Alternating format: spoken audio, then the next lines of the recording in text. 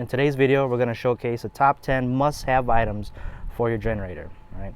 Well, not must-have, but this is something that I do really recommend that you do have, and it's just a very useful tool to have with your generator, especially if you do really rely on your generator for emergency situations, camping, and so forth. Right?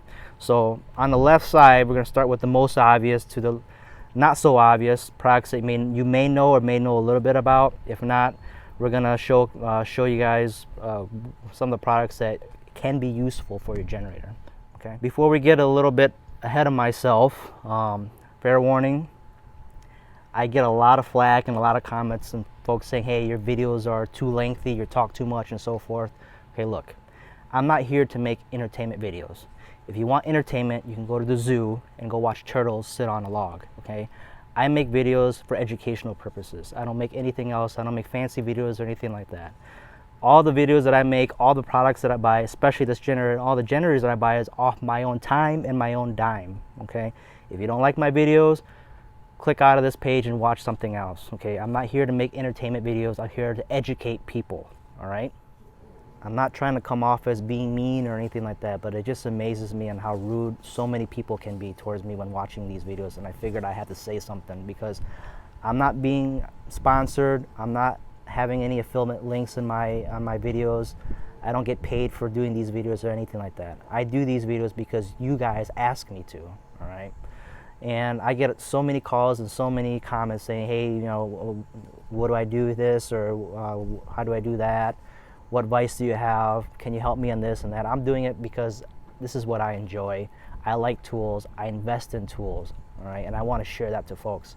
And there are folks who do genuinely have questions, and I'm there to help them. So if you don't like this video, you can go ahead and make your own video. Go ahead and buy your own generator and do whatever you like. But for me, this is my channel, my video, and I'm only helping the folks that do want to be helped out. And not only that, it does help out people and the advice that I give out. All right, first on the list, Stable. Everybody knows this. Everybody knows this product. Every time you fill your gas tank in your generator, throw in a few teaspoons of Stable in the tank along with the fuel, all right? Or you can follow the directions in the back of how much to put, what amount to put in the tank. Keeps your fuel staying fresh a little bit longer, prevents varnishing and so forth. I would not rely on Stable 100%. When using this product. For an example, you can't expect fuel to sit in your gas tank for 6 months and expect it to stay fresh. It'll stay fresh probably 1 or 2 months, but I wouldn't use this for long term, all right? Because sometimes fuel can still go bad. This just keeps it fresh a little bit longer, all right? If you want something that lasts a lot longer in your tank without going bad, I do recommend going towards filling your gas tank with recreational fuel, all right, or fuel that does not have any ethanol in it. Then you don't have to worry about using this product. If you want something that's 100% guaranteed without clogging up your carburetor or so forth, or having the gas go bad, use recreational fuel. If you don't have recreational fuel in your area, throw in a little bit of Stable. It won't hurt, okay? Next on the list, number 2 is Seafoam, all right? Stable's good for the gas. This is great for the engine, right? Putting a little bit of Seafoam in the gas tank with this and a full tank of gas helps prevent carbon buildup inside the cylinders, right? This is a very good product. You don't have to use a lot, just throw in a little bit, and it should prevent buildup in the engine and so forth, and if there's any carbon deposits. So this is a very good product. Not only is it for small engines, it's also good for a lot of things. Just read the directions here in the back. So I like using this product. It's very good. All right, number 3, NGK plugs. I do recommend that you do replace the spark plug in these generators. These are made in China, so are the spark plugs, and they're not known to be in the best of quality. So the first thing that I would do is replace it with NGK plugs, a good quality spark plug, all right? The reason why I say that, because from my own experience, I had a situation where I did have a bad spark plug, and it was on this very generator over here. So I think in my own previous video, I mentioned something about after running these for an hour or so, the generator started running, choppy and rough. I almost thought that I had to pack up this generator and bring it back into my local Harbor Freight store to get it warrantied. So I figured, well, before that, I'm just gonna, look around and just replace what's the obvious on here to at least attempt to fix it before I pack it all up and bring it in for warranty. So first thing I did was grab my NGK plugs, threw them in here, and sure enough, it started right up and it ran perfectly fine. The factory spark plug on there is some off-brand Chinese brand that I don't know. From the outside, it looks great. It didn't look like it was defective, but when it ran, it didn't run right. So from now on, any generator that I get, I'm going to throw in NGK plugs just to save some headache. The last thing you want to do is be at a campsite or be in an emergency situation where your generator is not running just because of one bad component, right? So replacing this is very inexpensive to do, okay? Also, not only that, when you get NGK plugs, buy them from your local automotive parts store. I do not recommend buying these online. The problem with buying them online is that there's a lot of fake parts online. And believe it or not, these things get counterfeited highly, all right? Where are they found? Amazon and eBay. A lot of counterfeit parts are on Amazon and eBay, and it's very, very common to find these spark plugs cheaper online, but cheaper at what cost? How can these be cheaper? It's only cheaper because it's fake, all right? How would I know it's fake? You can Google these up. How to tell counterfeit spark plugs. All right? This is a printout from Google Images, and it'll tell you what is fake. All right? Sometimes these are even hard to find the difference between what's real and what's not. And it's really hard to tell. So you're just better off buying through your own local automotive parts store, because these automotive parts stores, they buy them directly from the factory. All right, and then you know for sure that they'll be real rather than having to buy them online and praying that these things are genuine. Believe it or not, automotive parts are the most common counterfeited parts. I'll probably say the top 10 most counterfeited parts on internet. All right. Another example of counterfeit automotive parts: oil filters, Toyota oil filters, Honda oil filters. If you go buy an oil filter from the dealership, they're like $10 to $15 per oil filter. You know, I'd rather pay that and having to put something that's fake inside my car and ruining my engine, right? So yes, stuff like water pumps, air compressors, valve covers, a lot of this stuff are fake because there's a lot of profit to be made. A lot of counterfeiters see a lot of profit in them, and so they sell these online, and you as a customer don't know the difference, and that difference can lead towards damaging your vehicle or an engine. Okay, so my recommendation is to buy these locally at your automotive parts store. You don't have to worry about what's real and what's fake. Okay. All right, item number 4 is aluminum oil fill necks and magnetic dipstick. These are very inexpensive, great to have, and not only that, you don't have to worry about oil dripping on the inside if you have something like this when you're filling up your generator. So have that screwed in here. So this is, I believe this is off a Honda EU 2000. They have the same thread pitch. Screw that in the oil fill neck inside the generator, and then have your funnel like this. And that way it prevents any drips as you're filling up the generator with fresh oil. Okay, this to me is extremely useful, especially the magnetic oil dipstick.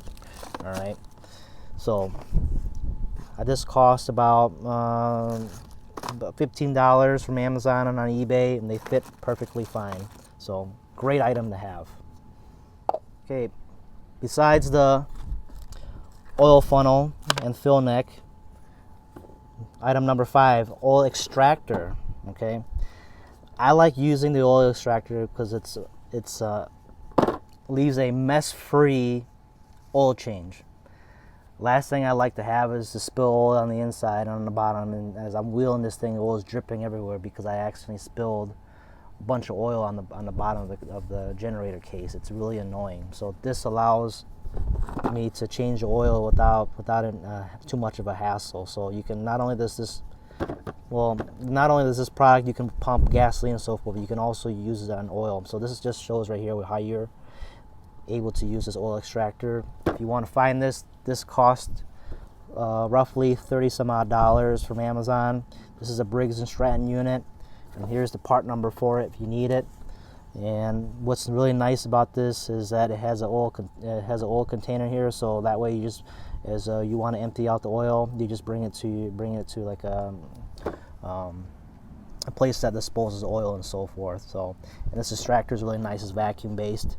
And I know I'm going to have folks say, well, you're not tilting the generator. If you're extracting this, what about all the debris in the bottom of the crankcase of the generator? Well, I'd rather dump it out and tilt the generator and dump it out by hand. Why would you do that when you have this? All that debris in the bottom of the oil pan inside the generator is going to get picked up by having this metal dipstick anyway. So there's no point of having to tilt that generator, you know, as in tilting it completely and emptying it all out. Just use this. If you weren't worried about any debris that's inside the generator, just use an oil dipstick. It's going to catch up a lot of it anyway. So this is a really good item to have. Fuel extractor, pump or oil. See, oil and fuel extractor is a very, very useful item. I'm glad they have it, and this makes oil change 110% better. All right, item number 6. I can't believe nobody knows about this. Well, not everybody knows about this. This is a portable fuel filter. I found this at my local auto parts store in the back in the bargains bin for 50 cents. This should be in your toolbox always. This is something that you must have. What is it? So this separates water and fuel. Why would I need this? Well, it's great. Well, why wouldn't you want to have this? Let's say that you went to fill some gas at a gas station, right? And you filled it up, put it in your generator, and the generator won't start. You crank and crank and crank, and you find out that, hey, maybe the fuel's bad. You look in the tank, and sure enough, there's water in the gas tank. And you figured, oh crap, I went to a gas station that had bad gas. We're in the situation where you would be in the gas station that had bad gas. Well, it happens sometimes, but it's most common where if you live in the southern states where you're at sea level, or the area that you're filled gas in was struck by flash flooding. And we all know that gas stations have gas tanks that are held underground. If they're not maintained, water will seep into these gas tanks, and you're going to be the person who fills up gasoline that's mixed with water. And it happens, okay? So having this fuel filter, putting it up there, all right, and dumping gas into here before it goes in the tank will save you a bunch of headache and prevents bad gas from entering your generator, ruining your generator. This is a very, very, very good investment, all right? And as gas gets poured in here, the filter will I'm not sure how exactly it's done, but as gas pours in here, and if there's any water in there, gas will come out here, and you'll see a puddle of water in here, and you just dump that out. All right, this is a fantastic product. Not only does it separate water, but it also separates insects, dirt and dust that may be in your gas can, and that way you don't want any fuel that's dirty going in your gas tank, right? You want to keep all that sediment out of your gas tank. So filters out, removes water, dirt, and debris from fuel. All right, great to have. You may not be lucky in finding this thing like I have for cheap, but it's just good to have in your toolbox. All right. Speaking of fuel, here's a pro tip. So let's say you're ready to store this generator and you're not going to be using it for a few months, and you're not wanting to leave any gasoline in the tank, but you notice that as you've emptied the tank and you ran this thing dry, you open up the cap and there's still, if you move this filter out, and you still hear a little bit of fuel on the inside, or you can see fuel inside the tank, and you're thinking, well, I tried emptying this thing out and that's the best I could do, I can't get any more fuel out. Well, that's okay. What you can do is park the generator outside in the sun, all right? Leave the gas cap open, go inside the generator, take the cover off, and empty out the float bowl, right? There's a little screw where you can empty out the float bowl and dry that off of gasoline and empty that out. Once that's done, throw a rag over top of the generator, put the cap on top like this. Why would you want to do that? So what happens is that when you leave this tank outside, you leave the generator outside, all the gasoline that's in the inside is going to get warmed up and it's going to start to evaporate out of the tank. If you leave it out for a couple hours, eventually all the gas will evaporate out of the gas cap and it'll leave the gas tank dry, okay?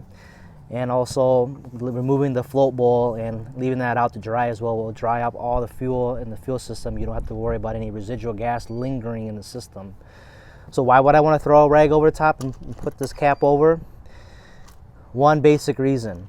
If you don't put a rag over the top, gas is very sweet. You have flies, wasps, and insects hovering around the gas tank, especially the lid, and they're going to want to go inside here. And when they go inside, and next time you go to use it, you fill it with gas, all the insect and sediment is going to clog up the screen on the inside of the tank. Insects and other animals like to smell gas, and the smell of gas attracts them. So even this rag over the top prevents them from going inside. And not only that, it still has it where you're able to vent any gas that's inside the tank, right? So when you have it like this, leave it outside for a couple hours. As it's warm out, it's even better.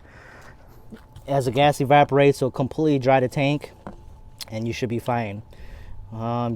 Folks are saying, do I have to use a rag? There's a screen on the inside. Well, you're not going to trust that because insects can still get inside here. Having a rag over top, it's not going to hurt it. It's going to guarantee that you're not going to have anything lingering in the gas tank when you're leaving it unattended. All right. The last thing you want is any more headaches as you're servicing the generator. Okay, that's why I'm showcasing all this stuff. This is just preventive maintenance. Every time you bring this thing out to be used, you want it to work every single time. And preventive maintenance on a generator is just a good habit to have. All right, item number 7. This has to be my top 3 favorite, is a battery tender and battery jump start. Okay, so let's get into detail with this. So here, I like this connection. This is an SAE connection. They call this an SAE connection. To charge a battery on this, and this doesn't have a battery charger, okay, and if you forget to turn off the little switch in the front panel, you will drain this battery. And it's a little bit of a pain in the butt to service this battery and go out and find a new one. So if you're not going to be using this for a while, you should be putting a tender on here. And the tender I have, you don't have to have this brand, but I like this one because it serves me very well. And it's a smart battery tender. You want a smart battery tender. You don't want something that's a cheap battery tender. With a smart battery tender, actually, when it detects that the battery is full, it'll start to ramp down the charging because you don't want to overcharge this. If you overcharge this, you'll actually heat up the battery, and you will swell up this battery. With a smart charger, smart tender, it's constantly monitoring the battery, and if it gets full, it will turn the battery charging off, and it'll stay idle until the battery drains back down again. So it's always going up and down like this, and it's always maintaining that voltage, never overcharging it. So investing in one of these is great because a battery like this will last you years and years and years if you maintain it. And this costs about a little over $100. It's sure a lot cheaper than buying a second battery at $100 some odd. So buying this tender is great. Okay, and you plug it out and plug it in the wall. And this is another reason why I really like this charger, this tender, is this plug is the same as this. So you remove this goes to the body harness of the generator, you remove that, this goes to the battery, you plug that in, all right, like so. Oh, this way. You plug that in like so, this thing will come on, and you just choose auto marine on here. So this is because the motorcycle battery is only 12, it's only 6 volts, this would be 12, and it says 12 right here. Okay, once you select this will automatically charge the batteries and keep it at 12 volts and maintain the battery for you, and you can keep it plugged in forever, all right, and it wouldn't hurt a thing. Not only that, what's useful about this is I believe some lithium jump packs, they have a connection right here where you can almost just plug it in here, and you can, if this battery dies out completely, let's say something happened, you forgot to turn off the the switch on the generator and the battery is completely dead and you don't have time to charge it and you need to start the generator now, it won't hurt to use this. Okay, so this is the same jump pack used in starting car batteries. You can also use it to start this. It won't hurt it. Okay, so I know these connectors are big. It won't wrap around here, so this is why I bought this adapter here. You can tie it in here, right? And then you can just plug that into this end right here, and that end plugs into this. Turn it on, and you can give it a couple cranks, and it'll start right up. Some other brand, I like this brand. You don't have to buy this brand. You can get some other brands that have the SAE connector. I believe they call it the SAE connector. You plug it in there, and you'll be all set to go, and you can jump start the generator, the battery on the generator, which is fantastic. So this is very good to have. Not only does it start this battery pack, but also it's good to have to throw in your car, and it'll jump start your car. For a battery this size, you can get about 75 jump starts with this, which is really, really good. So I use this every so often on several other generators I have in the shop. I only charged it once a year. This thing has great battery capacity, and I believe you can get a smaller unit if this is too big for you. You get one half this size, but the amperage is going to be little. But this is also good to start diesel engines too. So this is good on a V8 diesel engine. It's enough juice to start a V8 diesel engine, which is fantastic. And not only that, this also has I believe this is a smart jump. If you connect it backwards, this light will light up and it'll tell you that you connected it backwards. So that way you're not jumping this backwards and damaging the battery. Okay, so this trickle charge, find a trickle charge that has this connection here. Okay, so you can use the existing connector, and that way you don't have to cut into this and splice it and so forth. You're just using the factory harness on here. Plug it in, throw the cover on. I took this bottom cover off because you can run the wires up in here, and then you can. And what's nice about this is it's right next to that hole right here, and you can just leave this cover off and charge the battery that way without having to leaving the cover off. So not only that, you can also leave this thing on here while the generator is running. There's an off button on here, or you can unplug it and just leave it on there. Okay, so let's move on to the next item. Oh, I almost forgot. Before we move on, if you're going to pick and choose a smart tender, make sure that you have a smart tender that has temperature compensation on. You don't want to charge the battery when it's too hot outside or when it's too cold. Charging it when the ambient temperature is too hot or too cold will damage the battery. So this has temperature compensation on there, so that prevents damaging the batteries. And if it falls within the certain parameters of temperature, it will go ahead and charge your batteries. If it doesn't, it'll automatically turn the charging off, which is great. Okay. Not only that, it has a battery check on here, so if your connections are loose, it'll tell you.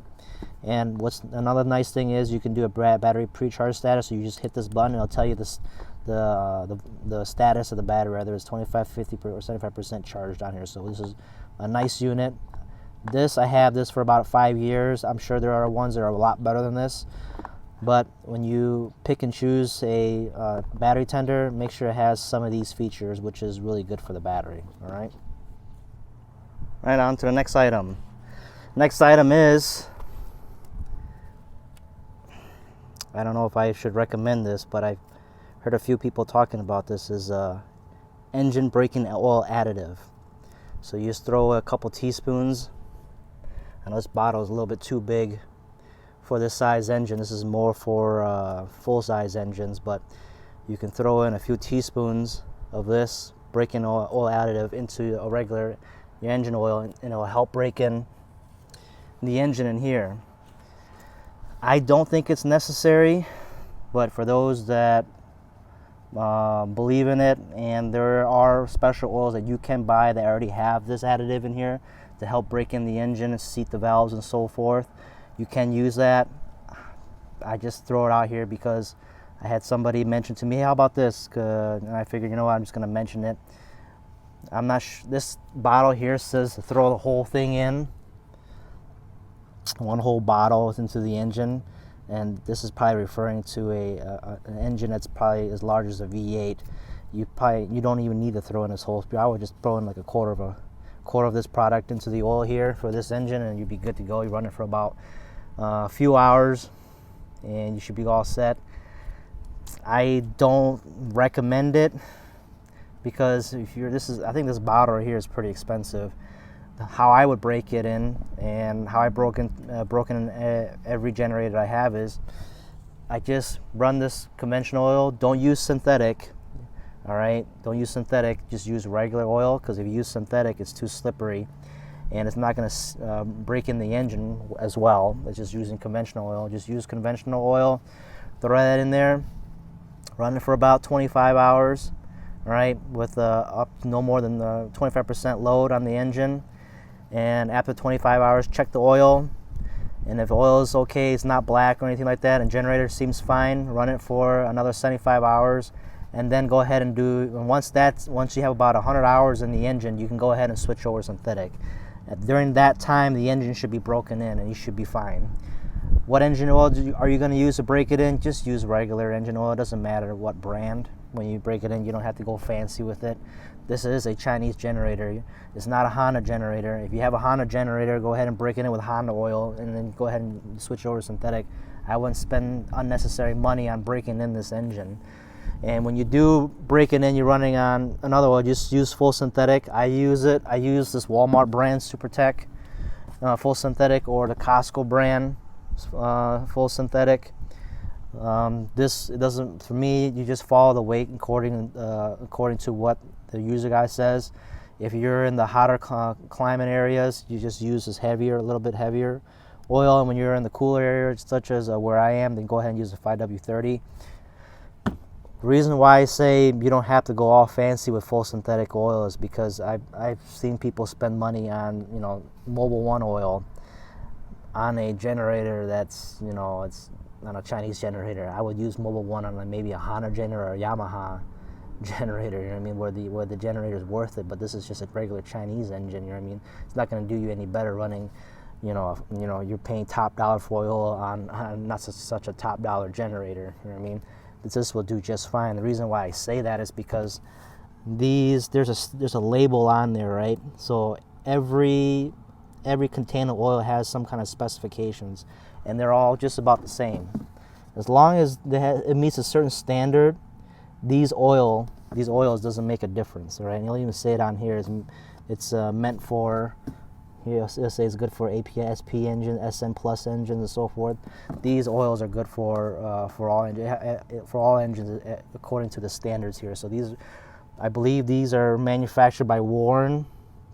This doesn't say it on here, but it most likely is. They all come from the same oil companies. It's just these oils are just private labeled.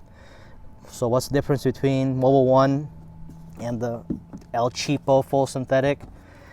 It's just the detergents that's in the oil. I come to find that the Mobil 1 has better detergents. It prevents oil sludging.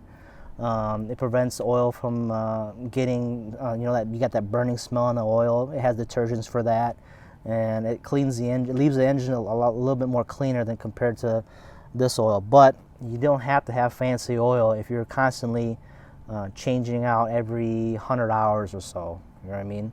So just go with this oil. It serves me just fine, and the reason why I'm comfortable saying that is because in my shop I have several generators that use these oils, okay, and they run just fine, okay. So you don't have to go fancy on them if you don't have to. If you want, I don't care, do what you like. But to me, these serve me well. I mean, I don't have to spend the extra money running fancy oil. This does just fine. All right, another item on the list. I know it's going to made a pretty long list here, but this is a exhaust extension, fully bolt-on, and I just fabricated this right here. I may be producing these extensions if I get a lot of demand for it. If folks ask, I'll probably make them, but you can also buy these aftermarket. I believe there's another company that somewhere on eBay or Amazon that makes these. I don't really like their quality, but it works. I can probably make something a little bit better, but having an exhaust extension really helps direct exhaust away from the area that you're in. So this is another nice to have item. You don't have to have it, but I like it. So this is just an example of how I made mine. But maybe later on I'll post a link where you can purchase one for yourself. All right, second to the last item. I don't have this particular item with me. I'll probably purchase it in the future, but this is really popular, which is, I printed this out, so excuse the lack of product here, but this is a generator tent. You can go ahead and go on their website. It's called the Gen Tent. Starts out at $165. Does a nice job of keeping keeping the generator dry. So very, very popular item. I see a lot of folks have this. It's extremely useful, and you don't have to worry about the generator getting wet. What's nice about keeping it dry is that these things are not meant to be wet. Okay, I know folks say, hey, I operate this thing outside the rain. It's perfectly fine. As soon as this front panel gets wet, it short circuits itself, you've ruined the generator. You may have gotten lucky if you operate it while it was downpouring and raining, but you're not supposed to. These things are not waterproof. Okay, so putting some sort of cover, such as a Gen 10 on here, do you have to put a Gen 10 on there? No, you can make your own. You can makeshift your own shelter for these generators, but this one's already nice. When you don't need it, you can take it off, pack it up, and put it away. And when you do need it, it's there. You can take it out and install it on the generator. It's very easy to use. All right. So remember, the company's called Gen Tent. I don't get paid. I don't get any money from advertising their product, but I like it because it seems to be a good quality product. And finally, the very last item on the list is natural gas conversion kit for the Predator 5000. Okay, so here's this kit that I've made, and here's a factory kit. So on here, this hooks up to your propane tank, but does not connect to your natural gas outlet. Okay, so what makes this difference between this and this? Well, for starters,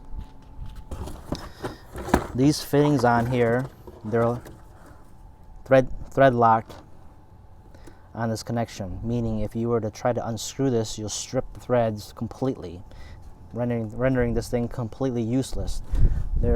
Harbor Freight did a good job on tamper-proofing the regulator assembly, so you can't use this anything other than propane. And not only that, I have a lot of folks saying, hey, can I use this to connect to my travel trailer? No, you can't. With this like this, and you can't unscrew this or modify it in any way for your own application. Makes it very difficult to use it on anything else than a propane tank. Okay, so in order to have it used to your own application, to have it on natural gas, is that you have to build your own regulator assembly, and I've done so using my own here. So this may look different by the time I offer this for sale, but right now I'm having parts made for it, and it's not yet finished. I'll probably give it about a week or so. I think by the time about a week after this video comes out, it should be done. So with this, you can actually connect this to your natural gas meter or your travel trailer via Quick Connect. Okay, here's the hose for that. Connects on this end. So what makes a difference between this regulator and that regulator? For starters, this prime button is extremely useful. So with this prime button, it makes the generator start a lot easier than having a regulator that does not have one, because you'll sit there and crank and crank and crank, especially when it's cold out. It'll take you a couple cranks in order to start the generator. With this, you can prime it, spray the engine with propane, and it should start up right away, which is nice. Number two, has a high idle adjustment. Some folks call it the load block. With this, if you're 5,000 feet above sea level, you can adjust fuel and lean out the fuel for every sea level, each and every 1,000 feet above sea level you are. So you can adjust this. This regulator has none of that. This is fully adjustable here, okay, for altitude. You can also do an adjustment right here, but it's not needed because with this kit, everything should be pre-adjusted for you. I do that. So once you pull this thing out of the box, it's already ready for propane or natural gas. You don't have to fiddle with any fuel adjustments because, like I said, I've done that for you. Okay, so 3 good things about having this kit. You can connect to the natural gas. It has adjustments for altitude, or not only that, you can use its adjustments if needed, and you can also and has a prime button, so it has it so where it starts up a lot easier. You don't have to sit there and crank the generator in order to get it started. So this prime button is extremely useful, and it's just a really high quality kit. This demand regulator is found in commercial grade home backup generator system, so this is a very good regulator, and this regulator is not cheap. Okay, so with this, there's no modifications needed to this generator. So with this, it just plugs right into the front panel right here. As that plugs up in the front, I'll be having a bracket that's allows this regulator to stand upright next to the wheel, and you can have it mounted there. All the items will be finished up in about a week or so after this video is released. I know it takes time to do all this stuff, but just be patient enough, and then I'll have this product out and you'll be all set to go. All right, I'm gonna wrap it up. If there's comments or questions you have, please leave a comment below, and I'll do my best to answer anyone's questions. So I appreciate if you guys like and subscribe to my channel. There'll be more videos coming up. I'm trying to get videos out every week or so if I have time. It's just been crazy this week, especially with hurricane season. So next video will be part 3 of the natural gas connect with this kit setup here. Okay. All right, guys, appreciate it.